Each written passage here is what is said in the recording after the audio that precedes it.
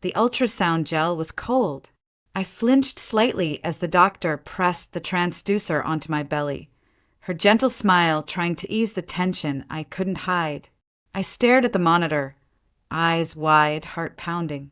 20 weeks. Today was the day I would finally find out if I was carrying a boy or a girl, and Gavin had promised he would be there for this moment. But his chair beside the exam table was still empty. "We'll just get started," the doctor said kindly. "He might still make it." I nodded and tried to smile. I wasn't angry, at least not yet.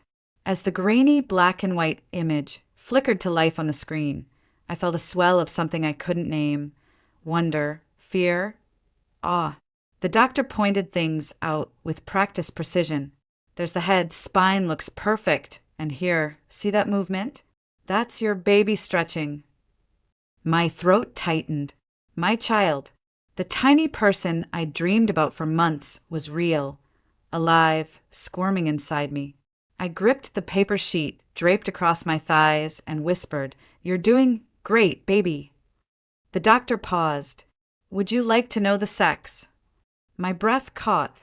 I nodded. She adjusted the probe, squinted at the screen, and smiled. "Congratulations.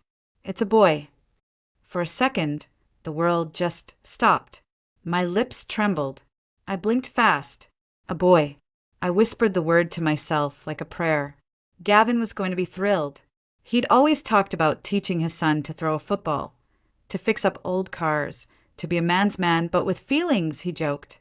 We'd even picked out a name, Lucas. I wiped my belly and pulled my sweater down, heart still racing. The doctor handed me a printout of the ultrasound image, and I clutched it like it was made of gold. I stepped out into the hallway of the clinic, already pulling out my phone to call Gavin. No answer. I texted, "It's a boy. Meet me in the lobby." Still nothing. Maybe he was just parking. I decided to go find him. The clinic was bright and modern, its halls filled with light from tall windows and the scent of flowers near the reception area.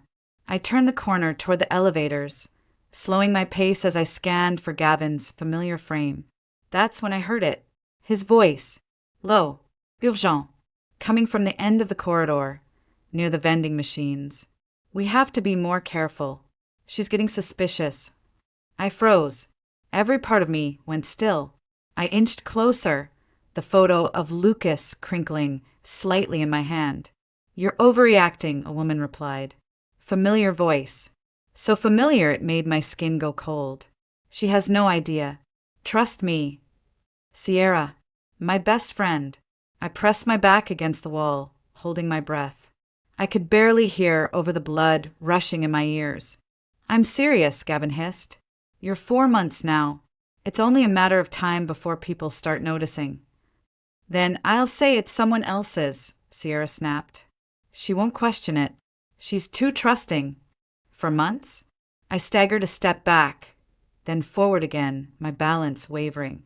My vision blurred for a second, and I had to blink hard to stay upright. I wasn't mishearing. Gavin. And Sierra. For months. A baby. I clutched my stomach protectively, shielding Lucas as if my body could keep him safe from words. "She'll figure it out eventually," Gavin said. "She's not stupid." "I'll tell her I've been seeing someone else," Sierra muttered. "She'll believe it. She always believes what people tell her." My knees buckled. I crouched against the wall, the cold towel pressing against my spine. My heart beat so fast it felt like it might burst. Betrayal doesn't come in one sharp blow. It bleeds into you, quietly, relentlessly, until it fills every space inside you with ache. They were still talking, making plans, like I didn't exist, like I was just a hurdle in their perfect little story. "I'll take care of the baby," Sierra said, her voice soft now. "You just help financially. She doesn't have to know anything." A sob rose in my throat. I swallowed it down. I looked down at the ultrasound picture in my hand. Lucas, my baby boy, and Gavin was going to have another child. With her. I didn't cry. Not yet. I stood up, fixed my hair, and walked around the corner. "Hey, babe," I said, smiling like nothing had shattered inside me. "You're not going to believe what I just found out." Gavin spun around the second he heard my voice. He looked startled, too startled, but he recovered quickly, that signature smile slipping onto his face like it always did. "There you are," he said, striding toward me as if nothing was wrong. "I was just looking for you." "Were you?" I asked lightly. My voice didn't crack. It didn't rise or shake. It was smooth, controlled, rehearsed, even though none of this had been in any script I'd ever imagined for my life. Sierra stood a few feet behind him, her expression unreadable. She didn't say a word, just offered me a tight, plastic smile and quickly walked away down the hall. Gavin didn't watch her leave. He turned all his attention to me, to the photo in my trembling hand. "Well," he asked, his eyes sparkling with excitement. "Is it?" I handed him the picture. He looked at it, then gasped. "A boy." His face lit up. "Lucas. Our Lucas." I knew it. He reached out and wrapped his arms around me, lifting me slightly off the ground. I forced a laugh. My face pressed against his shoulder, and for a second, I inhaled the familiar scent of his cologne. Citrus and sandalwood, the scent I once loved. Now it made my stomach twist. He kissed my temple. "You okay?" he asked, pulling back to study my face. "You look pale." "Just tired," I murmured. "Long morning." "Of course. Come on, let's go home. We'll celebrate properly. You want pancakes or steak? You can have anything you want today." He looked so happy, so genuinely elated. I almost wondered if I'd imagined it all. Almost. But then I remembered Sierra's voice, the way she said, "She always believes what people tell her." And I remembered Gavin's face when he said, "For months now." No, I didn't imagine any of it. I sat beside him in the car, staring out the window as Boulder's late autumn streets rolled by. Leaves blew in soft spirals across the pavement. The world outside looked exactly the same as it had this morning. But inside me, everything had changed. Gavin hummed to a country song on the radio. He drummed the steering wheel with his thumbs. He talked about baby names, baby clothes, soccer games, birthday parties, the kind of stroller he wanted to buy. I didn't respond. I just smiled when I had to, nodded when he asked if Lucas still felt right, gave a quiet when he asked if we should tell our parents tonight. When we pulled into the driveway of our home, a cozy 3-bedroom tucked into a quiet neighborhood just outside town, I realized I didn't want to go inside. That house used to feel like a dream. Now it felt like a stage, and I was the actress trapped in a play I never auditioned for. "I'll start dinner," I said once we were inside. "You should rest. You've had a long morning, too. Don't be silly." "Let me help." "No," I said too fast. Then softened. I'd rather just do something with my hands. It calms me." He kissed my cheek and disappeared into the living room. I could hear the television come on, the low hum of a football game. I stood in the kitchen and peeled potatoes with robotic precision. My hands moved. My brain spun. For months. Sierra was 4 months along. I got pregnant in September, which meant she had conceived in July or early August. I counted backward, lips moving silently. The weekend, Gavin had gone back into town from the lake house. He said it was because he forgot to submit something urgent for work. He was gone 2 nights. I'd thought nothing of it at the time. I'd even teased him when he came back, "Don't fall in love with your spreadsheets." He hadn't fallen in love with spreadsheets. He'd fallen into bed with Sierra. The knife slipped, nicking my finger. I stared at the blood bead forming on my skin, bright and sharp. But I didn't flinch. I pressed a paper towel to it and kept going. Gavin walked in a few minutes later, sniffing the air. "Smells amazing," he said. "You're incredible. Honestly, I don't know how I got this lucky." I turned my back to him, stirring the pan so he wouldn't see the tremble in my shoulders. I was going to vomit. He came up behind me, slid his arms around my waist, and pressed a kiss to the back of my neck. "I can't wait to meet our son," he whispered. You're going to be such a good mom. I closed my eyes and swallowed the scream lodged deep in my throat. That night, I barely slept. Gavin curled around me like always, his hand resting protectively on my stomach, like some kind of noble guardian. But I couldn't breathe. I lay there wide-eyed, staring at the ceiling, listening to the rhythm of his breathing. Calm, steady, deceitfully peaceful.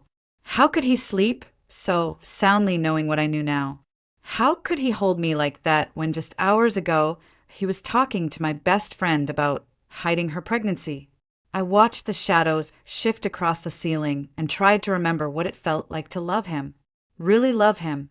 But something inside me had cracked so violently, so suddenly, and I couldn't find the pieces anymore. At sunrise, I slipped out of bed. I padded barefoot to the kitchen, made a pot of tea, and sat in the silence of our home like a ghost. Every corner of that house held memories. Our engagement on the back porch, the nursery we'd only just started painting, the wall of sticky notes Gavin used to leave me every morning, little love notes taped to the fridge. I used to think that was love. I used to think we were real. But real love doesn't hide children. When Gavin finally stirred, he came into the kitchen yawning, rubbing his eyes, and smiled at me like nothing had happened. Morning, babe. You okay? I nodded. Just couldn't sleep. Too much on my mind. He leaned down to kiss my forehead, and I didn't flinch. That scared me more than anything. I didn't flinch because I didn't feel anything at all. Later that morning, I opened my laptop and stared at a blank document for nearly 10 minutes before I finally started typing. It wasn't a letter. It wasn't a list. It wasn't even a plan. It was just a stream of consciousness pouring out like water from a cracked pipe. Everything I couldn't say aloud, I gave to the page. He betrayed me. She betrayed me. And now I'm supposed to pretend I don't know. I'm supposed to raise this child in the same house where that secret lives, like it's some dormant volcano no one wants to name. I wrote for hours. I paused only when Lucas kicked inside me, a sudden thump against my ribs that startled me out of my spiral. Hey, I whispered, placing both hands on my belly. I'm sorry. You didn't ask for any of this. He kicked again. Strong. Steady. I smiled through the tears I hadn't even noticed were falling. That afternoon, while Gavin was out on a grocery run, my phone rang. I checked the screen. Sierra Monroe. I almost didn't answer. My fingers hovered over the red button. But curiosity won. Hey, I said, my voice hollow. Madeline, she chirped. Oh my God, how did the ultrasound go? I swallowed. It's a boy. There was a pause, then a squeal. I knew it. Gavin must be over the moon. He is. Another pause. Listen, I was wondering if you wanted to meet up. I have some news too. News? Well, I'd rather tell you in person. I already knew what her news was, but I wanted to see her. I needed to. I needed to look into her eyes and see whether any part of her felt guilty, whether any part of her remembered that we were supposed to be sisters. Sure, I said. Maple and pine at 4. Perfect. See you then. The moment I hung up, my hand started shaking. That cafe was our place. The cozy corner table with the chipped sugar jar. The ivy in the window, we always joked, looked fake, but wasn't. It was where we used to dream up vacations we couldn't afford and talk about the men we loved, or thought we did. It was the one place that still felt untouched. Until now.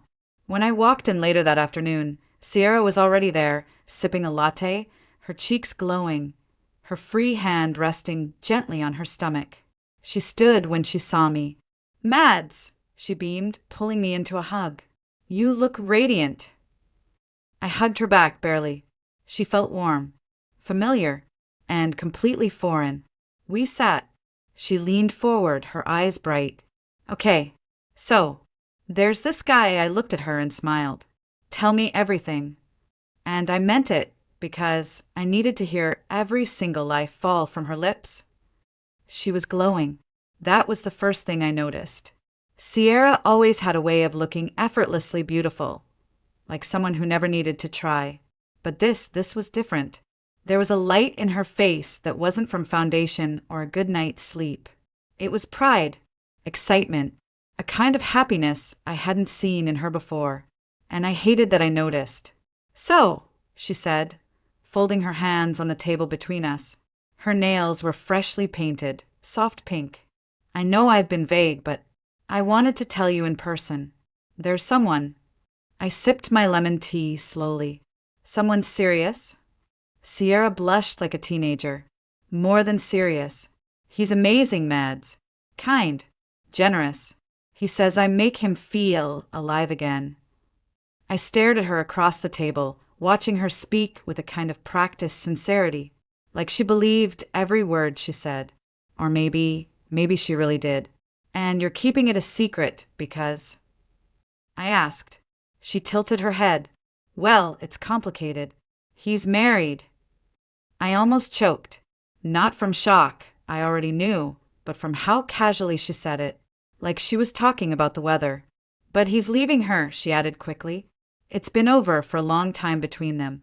He just hasn't figured out how to tell her yet. She's very fragile." Fragile. I gripped the edge of the table beneath the linen cloth and pressed down hard. "Have I met him?" I asked. My voice was so steady, I almost surprised myself. Sierra hesitated. "Maybe. But I promise not to say anything until things are more official." "Official?" I repeated. She smiled dreamy. "He wants to marry me, Madeline. We're going to be a family." My stomach turned. Lucas flipped inside me as if reacting to the absurdity of it all. "And he knows about the baby?" "Of course. He's been so supportive, buying vitamins, making sure I rest. He talks to the bump when he thinks no one's looking." She giggled. I stared at her. I couldn't see a trace of guilt, not even a shadow. "And his wife?" I asked quietly. "He says she's distant, cold, that they're just coexisting now. He's only staying for the baby. She's pregnant too, apparently. But he says it doesn't mean anything anymore." The audacity of it hit me like a slap. He told her I was cold, distant, that this child growing inside me, Lucas, was meaningless, just an obligation. I looked away, blinking hard. "Anyway," she continued, her voice light and breathy, "it's all finally falling into place. We're thinking of moving out of the city. A house with a backyard. A fresh start." I nodded slowly. "Sounds lovely." She beamed. "It will be. He deserves peace, you know. And I deserve to be chosen." I wanted to scream. "You were chosen the moment you said yes to ruining another woman's family. You were chosen when you let him touch you, knowing exactly who he came home to at night." But I didn't say any of that. Instead, I smiled. "Do you think he'll really leave her?" Sierra's expression faltered just for a second. "He said he would. He promised. He's just waiting for the right time." A flicker of doubt. It was there, barely visible, but I caught it. "And if he doesn't?" I asked. She shook her head. "He will. I know him." I set my cup down. "I hope, for your sake, that you're right." She reached across the table and took my hand. "I'm so glad I could tell you. You're the only person I trust with this."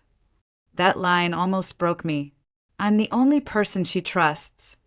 While she carries the child of the man I married, the man I loved, the man who lied to both of us, and somehow convinced her that she was the victim in this mess. We paid the bill. She hugged me tight at the door, her voice sweet in my ear. "Don't tell anyone, okay?" I forced a smile. "Your secret's safe with me." Because I needed it to be. For now. When I got back home, the first thing I did was lock the bathroom door. I didn't want Gavin to see my face. I didn't want him to touch me, ask questions, or flash that charming, polished smile that used to disarm me so easily.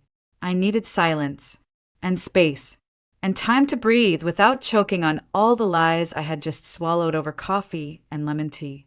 I sat on the closed toilet lid, clutching my stomach with both hands, rocking gently, as if that would calm the storm rising inside me.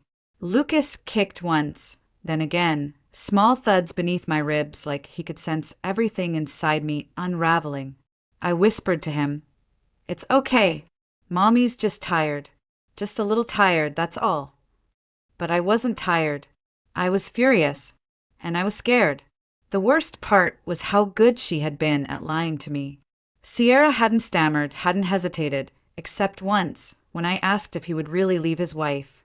For a moment, I saw the girl I used to know, the one who cried at rom-coms and swore she'd never settle for someone who didn't love her out loud.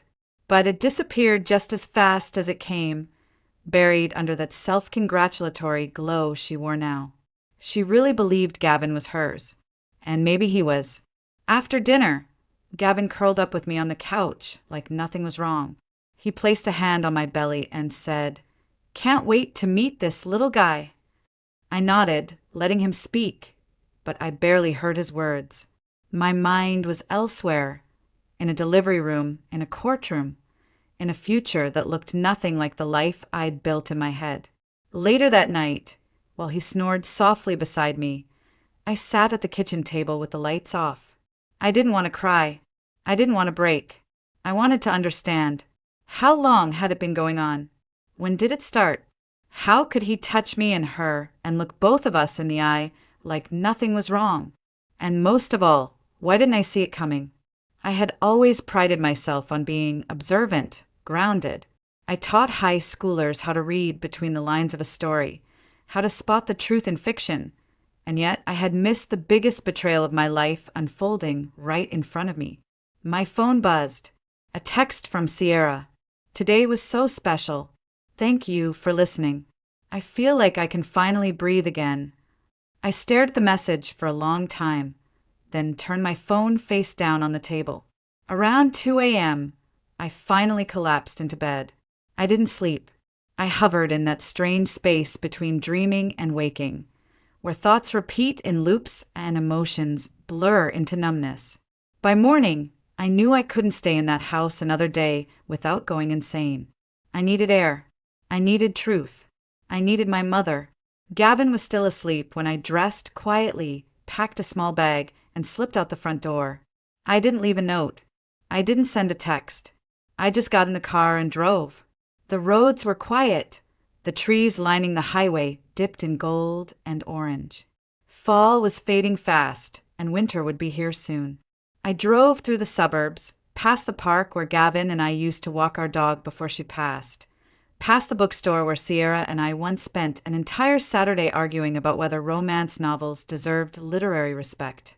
I arrived at my parents' house just after 9 a.m. My childhood home looked exactly the same, quaint, warm, and steady. There were mums on the porch and a small wooden sign by the door that read, "Home is where your story begins." I knocked once, then opened the door with the spare key still hidden under the frog statue. My mom was in the kitchen, pulling a tray of muffins from the oven. She turned, saw my face, and froze. "Madeline," she said softly. "Sweetheart, what's wrong?" That was all it took. My lips parted, but no sound came out. Just tears. Endless, silent, bitter tears. She rushed forward, wrapping me in her arms. "I'm here," she whispered. "Whatever it is, we'll face it together." And for the first time in weeks, I let myself fall apart. My mother didn't ask anything right away. She just sat me down at the kitchen table, poured a cup of tea like she always did when life got hard, and placed it in front of me with both hands. "You don't have to talk yet," she said gently. "Just breathe." I did. I tried, but the words kept forming in my chest like a pressure valve about to blow. "He's cheating on me," I whispered. She didn't blink, didn't gasp or drop her mug. She just sat quietly, her eyes never leaving mine. With "Sierra," I added, and that name broke something loose inside me. Mom's breath caught. "Sierra? You're Sierra." I nodded, too ashamed to cry again. Her face tightened, not with shock, but with fury. "How long?" "For months," I said. "She's pregnant. It's his." She covered her mouth, her fingers trembling. "Oh, honey," I laughed. It was bitter and sharp and nothing like joy. And the best part? They were planning to keep it from me. He promised to support her financially, but to keep it quiet. I overheard them after my ultrasound. I was about to tell him he's having a son, and he was around the corner telling my best friend how to lie to me. Silence swallowed the room. The only sound was the hum of the refrigerator and the tick of the old wall clock above the window. Then Mom said, "Did you tell him you know?" I shook my head. Not yet. I didn't trust myself. I was afraid of what I'd say or do. So I came here. I needed to feel sane again. She reached for my hand and held it tight. "You are sane," she said firmly. "You're grounded and brave and good. That man, he doesn't deserve you." I didn't answer. From the living room, I heard the front door creak open. My dad's footsteps were unmistakable. Slow, steady, deliberate. He stepped into the kitchen a few moments later, newspaper tucked under his arm, reading glasses still perched on his nose. He took one look at me and frowned. What happened? My mom stood, walked over to him, and whispered something in his ear. His jaw tensed. His eyes flicked toward me, then back to the wall behind me like he was fighting the urge to punch something. "He did what?" he said, voice low. "Dad, please don't what? Be angry?" "Because I am." I stood up, shaky on my feet. I didn't come here to make it worse. I just didn't know where else to go. "You came to the right place," he said. "You're not alone in this. You never were." I sank back into the chair, exhausted in a way that sleep wouldn't fix. "I don't even know what to do," I whispered. "Should I leave him? Should I confront him? Should I wait until the baby's born? What if Lucas grows up without a father?" My mom looked at me with eyes that had seen so much. "That man made his choices, Madeline. Your job is to protect yourself and your son. Nothing else matters right now." Dad added, "If you stay, you're telling him that what he did was survivable, that your love is elastic enough to stretch around betrayal. Is that the kind of marriage you want your son to learn from?" I stared down at my tea. No, it wasn't, but I wasn't ready to say it aloud yet. Mom must have sensed my hesitation because she stood and said softly, "You don't have to make any decisions tonight. Rest. Eat something. Let yourself breathe." She cooked me soup, potato, and leek, my favorite since I was 10. And we sat at the table like we used to after school when I would tell her about drama club or the girls who gossiped too loud in class. Only now the drama was mine. That night, I slept in my childhood bed. The same comforter, the same posters on the wall, the same creaky floorboard by the closet. But I wasn't the same girl who had once dreamed of fairy tale love. I was a woman now, a mother, and in the morning, I would stop pretending I wasn't broken, because sometimes being broken is exactly what helps you see the cracks in everyone else. I drove back home the next day with a knot in my stomach and a storm under my skin. My hands gripped the steering wheel tighter with every mile that brought me closer to him, to the man who had smiled at me while betraying me in the most intimate way. I'd rehearsed 100 different versions of what I would say, but none of them felt right. The only thing I knew was this: I wouldn't lie anymore. I wouldn't smile through pain. I wouldn't protect his comfort at the cost of my truth. When I walked through the front door, Gavin looked up from the couch like he hadn't even noticed I was gone for hours. He was in sweatpants, his laptop open, a half-eaten sandwich on a plate next to him. "Hey, babe," he said, standing. "Where'd you go?" I tried calling. "I was with my parents." He blinked. "Everything okay?" "No," I said calmly. "We need to talk." He froze for a second, then shut his laptop slowly. "Okay, is something wrong with the baby?" "No, Lucas is fine." I placed my purse on the counter and looked him straight in the eye. "It's you who's the problem." The color drained from his face. I didn't flinch. "I know about Sierra," I said. "I heard everything. At the clinic, you weren't exactly whispering." His jaw tightened. "Madeline, you don't get to explain it away," I snapped. "I heard you. Every word. The part where you said, I'm getting suspicious. The part where she said she'd lie to me. The part where you agreed to support her quietly. He opened his mouth, closed it again, then finally said, It's not what you think. I laughed. It was cold and ugly. Really? Then please, tell me what exactly I misunderstood. It just happened, he muttered. It was one time. A mistake. She said she was on birth control. For months, I cut in. She's 4 months pregnant, Gavin. That's not one time. I didn't plan for this. No. You just planned to keep it secret.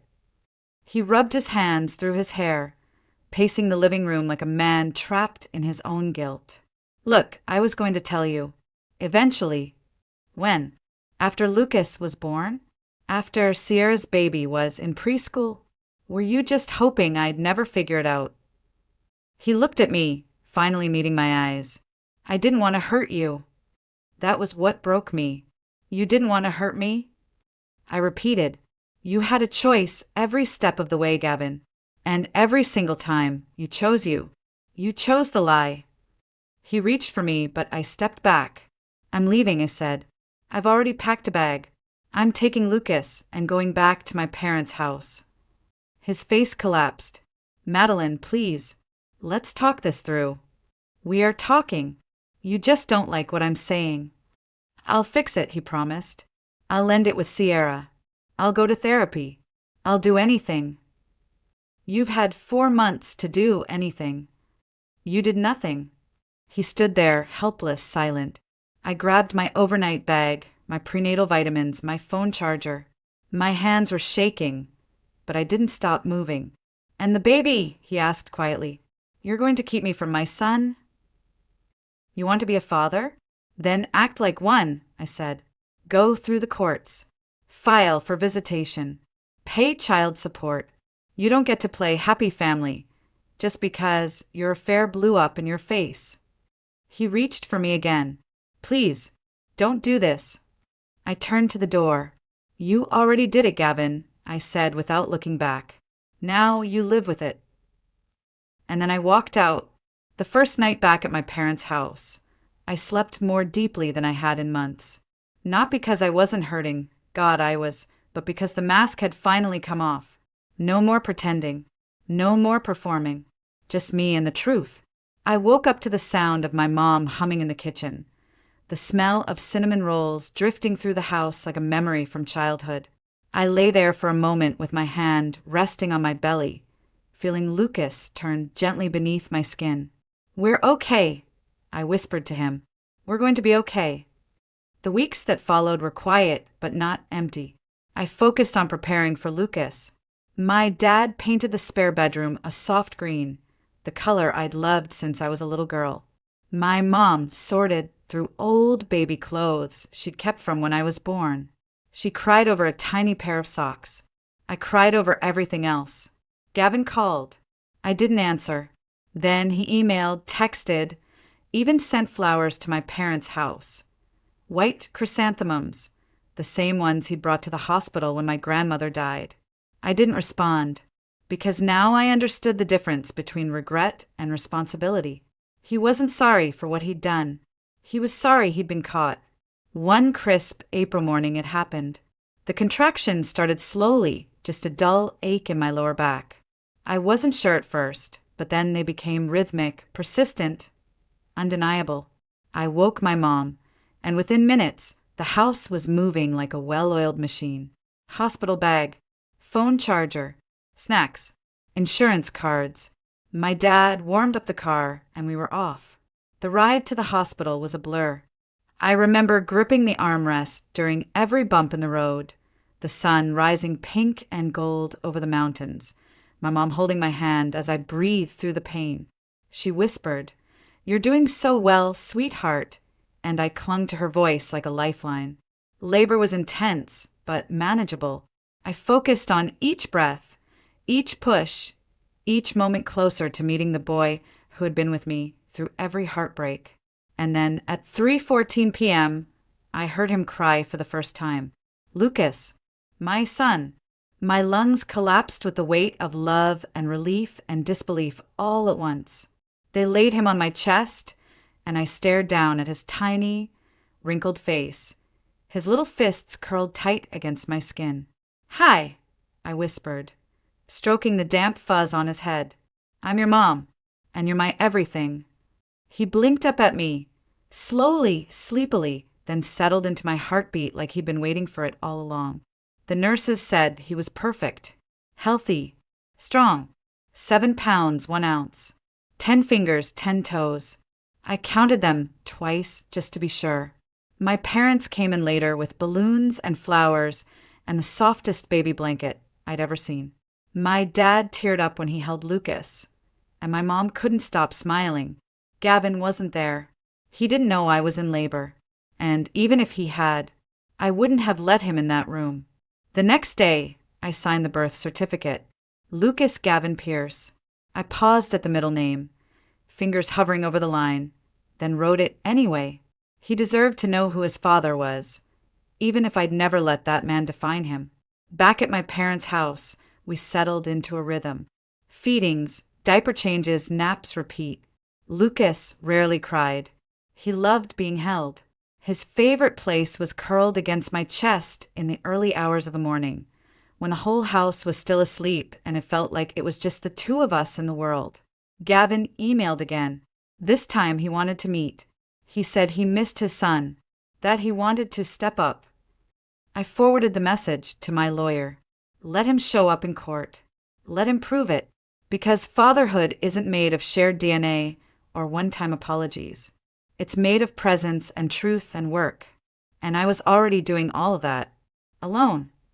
Lucas was nearly 6 months old when I saw her again. I hadn't planned for it.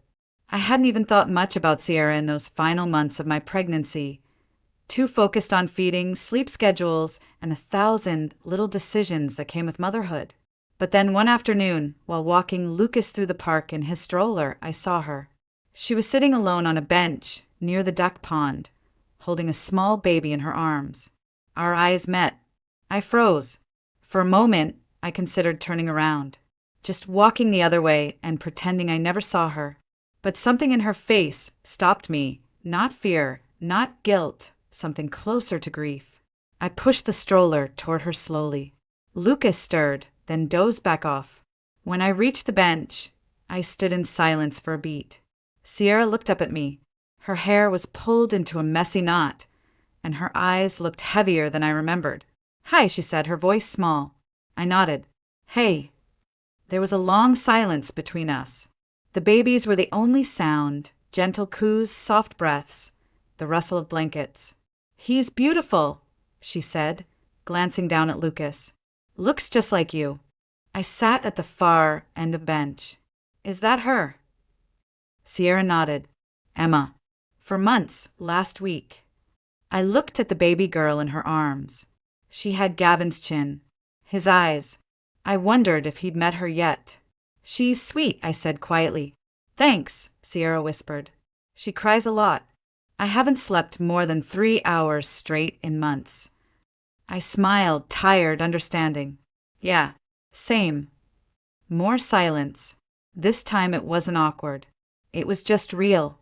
Finally, she said, "I wanted to call, to apologize, 100 times, but I didn't know if you'd ever want to hear from me again." I didn't answer, because the truth was I hadn't decided. "I was stupid," she continued, her voice cracking. "I thought he loved me. I don't know what I thought. He told me everything I wanted to hear, and I believed him." "That makes 2 of us," I said. She looked at me then, really looked. "He left us," she whispered, "a month after she was born. Said he needed to focus on rebuilding his life. I haven't heard from him since."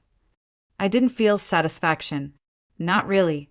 What I felt was tired, heavy, like her words had taken me back to the day I left him and everything I'd carried since. "I'm sorry," she said. "Not just for that.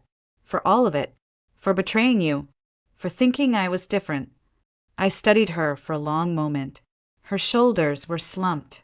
Her hands trembled slightly as she rocked the baby. She didn't look like a rival. She didn't look like the girl who once wore matching bracelets with me in college, who helped me choose my wedding shoes. She looked like a mother. And like me, she was doing it alone. "I don't hate you," I said finally. I thought I did, but I don't. She turned her face toward me, surprised. "I don't forgive you either," I added. "At least not yet. Maybe not ever. But I'm not carrying it anymore." She nodded slowly. "That's fair."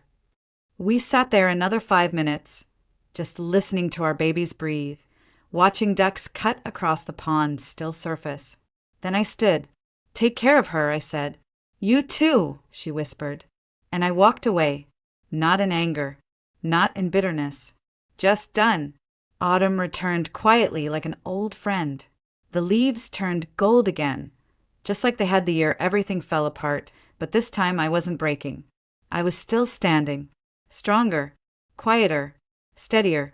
Lucas had just turned 1. He was walking now, with the awkward, determined steps of a child who didn't know fear yet. His laughter filled the rooms of my parents' house like light. Every morning he pointed to the window and shouted, "But!" his version of bird. And every evening he fell asleep with his head tucked beneath my chin, like he belonged there. Because he did. I never went back to Gavin. The legal process had taken months, but it ended the way I expected. Gavin was ordered to pay child support, granted supervised visitation twice a month, which he used twice, then stopped showing up.